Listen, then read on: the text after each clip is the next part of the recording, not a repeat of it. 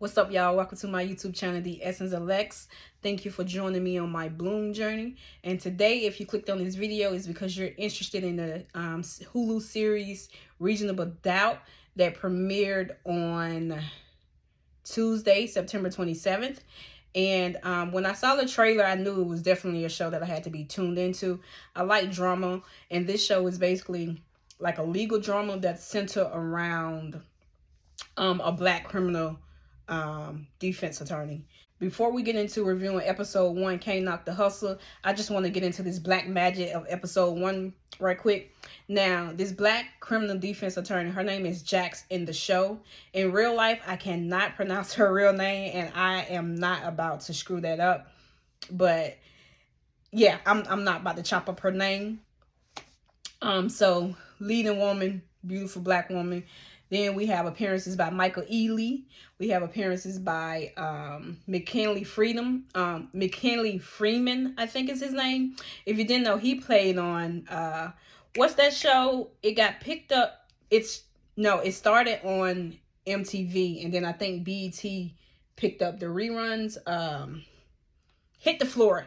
Yeah, it was called Hit the Floor. He played in Hit the Floor, so that's where I know him from. I like to, when I see people faces who's familiar in the different movies and TV shows, I kind of like to be like, where do I know them from? Like, I know them.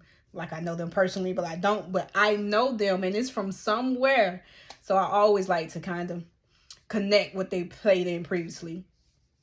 And then we have an appearance by Sean. I think his name is Sean Patrick Thomas. He played in Save the Last Dance. That's where I know him from. Of course, you know, everybody that I listed have played in other things, but it's just where I connect them from. And I connect him from Save the Last Dance. But this episode was directed by Kerry Washington. Like I said, I want to get into this black magic that's happening. And she directed this episode. I'm not sure if she's going to direct every episode that in season 1, but I know so far she has directed the first episode. Now, me reviewing this, I just want y'all to know, I have not seen episode 2 yet. I kind of like to do one episode at a time. So I'm reviewing this, and then I'm going to cut this off and go back and watch episode 2. But so far, episode 1, 10 out of 10, I will be tuned in every Tuesday when they drop those episodes on Hulu, because I got to see what's happening and what's going on. All right, y'all, let's get into it. Like I said, this show is starring the main character. Her name is Jax. She is a high-powered criminal defense attorney. And she works for, as I believe it, a powerful law firm. And so what I love about, like I said, I've only seen the first episode so far. I'm so excited to see episode 2. So I kind of want to power through this. Not power through it, but I kind of want to get this over so I can go to episode 2. But what I love about this, and from watching the first episode, is that you get a little bit of everything from Jax. You get a professional Jax. You get the personal Jax. You get the wife, mother, daughter, career woman, friend. Like, you get all of that in the first episode, and I truly like that. Like, you get her being her authentic self. And what I love about that is that I tell people all the time that there's a professional me and there's a me outside of work and outside of a professional setting. And that's to say that not when I'm in a professional setting, it's not me. It's just you want to get a glimpse of me, a small glimpse of me in a professional setting. But if you know, I'm a whole different person outside of being professional.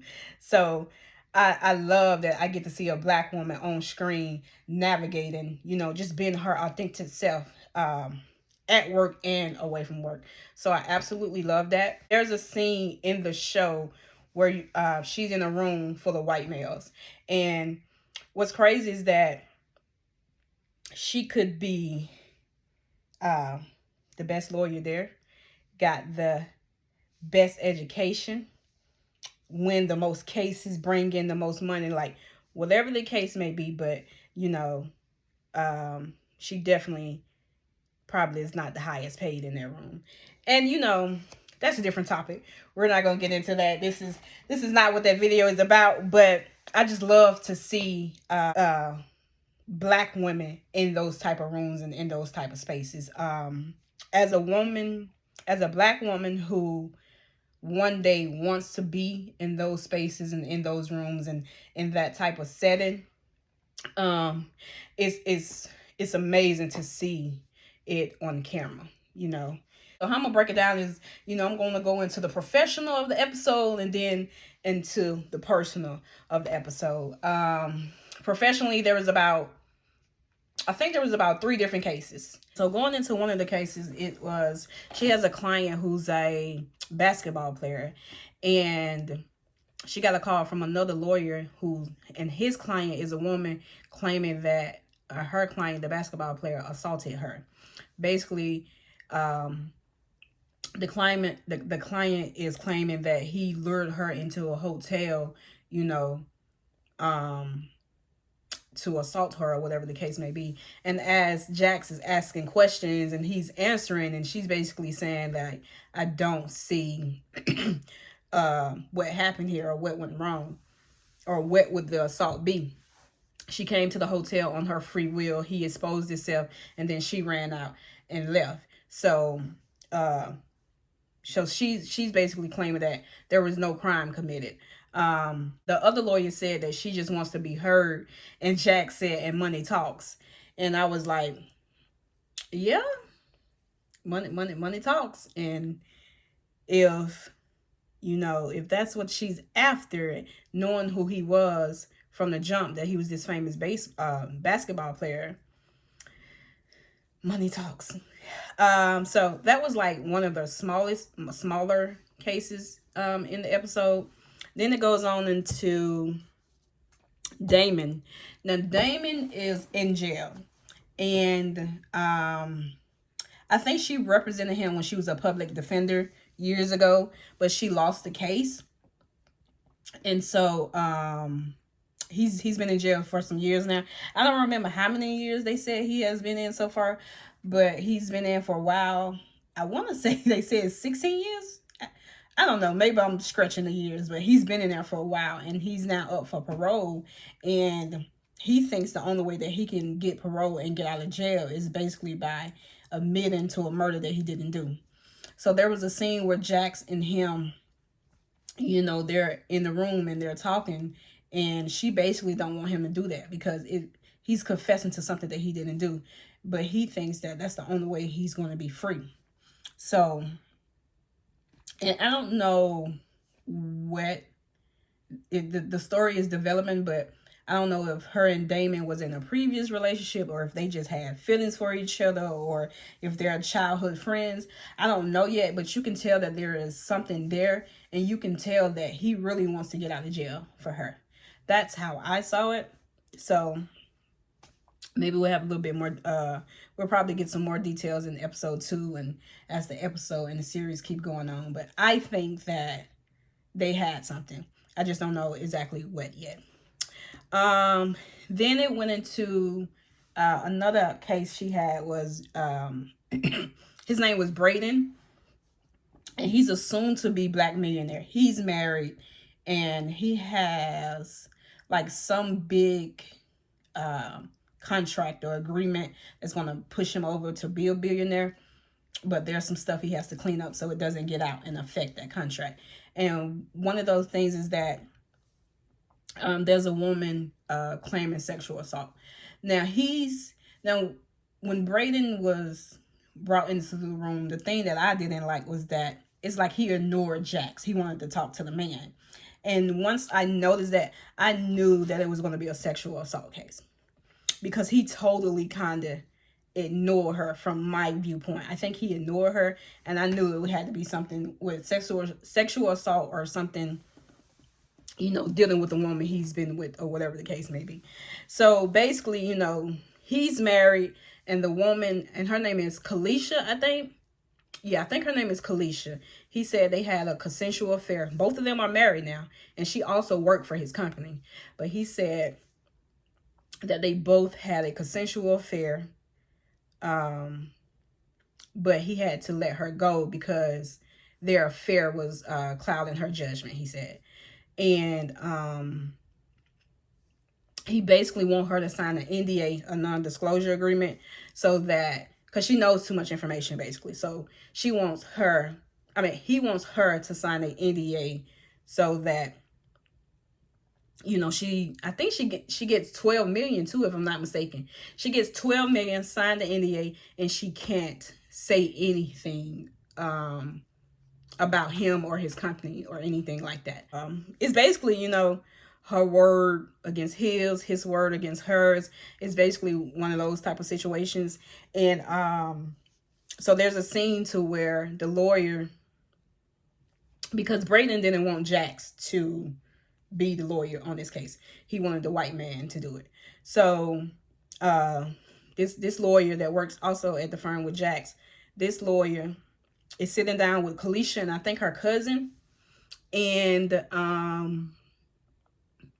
basically just going over the NDA and all of this, and what she can and why she can't say it if she signed, and what she gets, just basically going over it. And then in the office, she decided that she didn't want to sign the NDA. She decided against it, and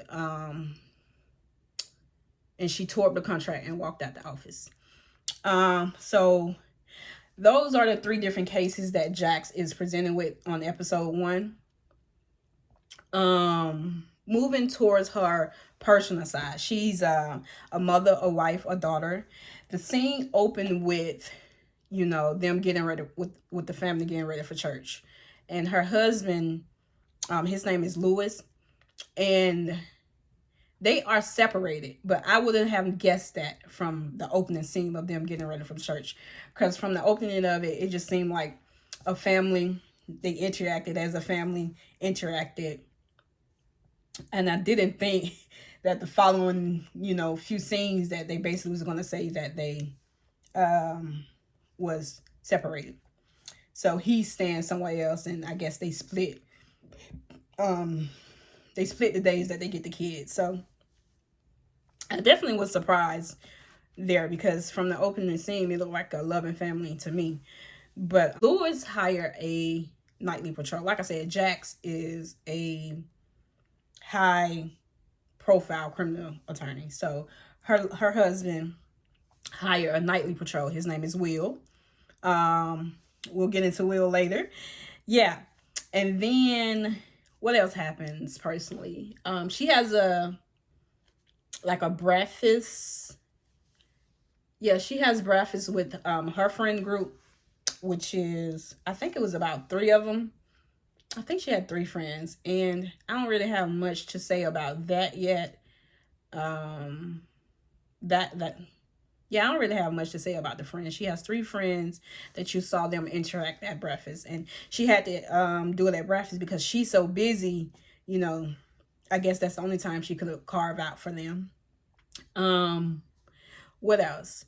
Now, she also interacts with her mom, and she also has a stepdad. Now, this is where things get crazy. Now, they haven't said what exactly, but you can definitely tell that Paul, her stepdad, which is a white man,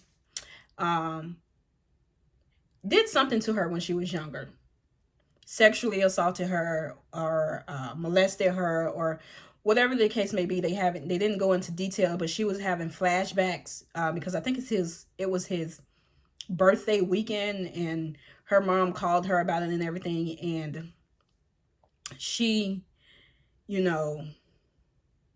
had a flashback, I think, to when she was younger. So I think the stepdad did something to her. We probably will find out as the series go on. But my question there would be, which is a sensitive topic, is, do her mom know? I think would be my initial question, because if her mom knows, she's definitely acting like she doesn't, if that makes sense. But I definitely think that the stepdad did something to her when she was younger. And we're not gonna, it's gonna, the story is continually developing, and I don't know when they're gonna spill the details about that, but that's basically where it's leading. You can see that. Episode 1, it ended with Kalisha being dead. We don't know if she's dead because somebody killed her or if she committed suicide. But now that makes the case that Brayden had from the jump a criminal case. So now Jax has to dive into it and step into it. But my prediction is that Brayden killed her because he had a conversation with the other lawyer once Kalisha decided that she wasn't going to sign the NDA. So I think he killed her. That's just my prediction. We'll see. Maybe they'll give us some more details in episode 2. But right now, I've only seen one, and my prediction is that Brayden killed her. Then we go into, at the end of the episode, Damon is out of prison. And like I said, I think he wants Jax. And he is coming for her. Like, I think he wants to be with her. So, and I think that was also part of his motivation too for admitting that he committed a crime that he didn't, because he wanted to get out of jail and be with Jax. Because there's this letter that she wrote Damon while he was in prison, and at the end of it, she said something like, "I love criminals." So she's a criminal defense attorney. It's a play on words, but also I think that she loves him. So that's how that episode ended as far as Damon. And Will, let's go back, because the way this episode ended in this aspect was like, wow. Will, the nightly patrol that her husband hired. Not only did her husband hire a nightly patrol, he also has cameras inside and outside the house for her protection. She, criminal defense attorney, people is crazy. People know where she stays. So I understood that. I understood why he did it. But, so Will and Jax, they bonded over smoking cigarettes. And they also bonded over, she needed help sleeping at night, and he gave her, I can't remember what type of pill it was, but he gave her something to kind of make her relax. They bonded over that. And then towards the end of the episode, listen, when I say this was for, the whole series itself is just for mature, for the adults. But this woman is a bad MF. She is having sex with Will on camera, knowing that her husband is watching her. I was thrown away, because you could tell she's looking at the camera in her house, like grinning at the camera. I was like, wow. I don't think I ever want to,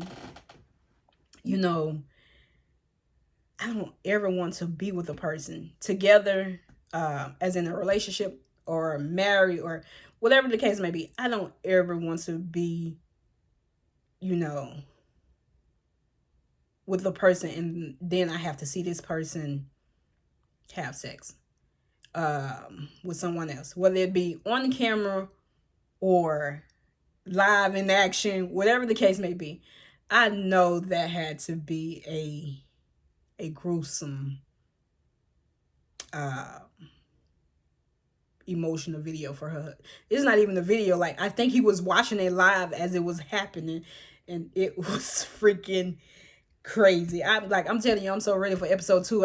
I'm so ready. So I'm about to wrap this up. Overall, all of this beautiful black magic and Reasonable Doubt, y'all, please go streaming. It's on Hulu. First 2 episodes are up. They're probably going to drop another 2 episodes next week on Tuesdays, if I'm not mistaken. Yeah, I think they come out on Tuesdays. 10 out of 10. I give this show a 10 out of 10. I'm so hyped. I'm so ready to see what's finna go down in episode 2. Yeah, that's my review of episode 1. Can't Knock the Hustle. Y'all comment down below. Let me know what you think of the show. If you watched the show, if you like the show, if you don't like the show. Let's comment and bounce ideas and predictions off each other for the next 2 episodes that come out next week. After you watch this review, I will have episode 2 of Reasonable Doubt up. So y'all make sure y'all tune into that as well. And I'll see y'all in the next video.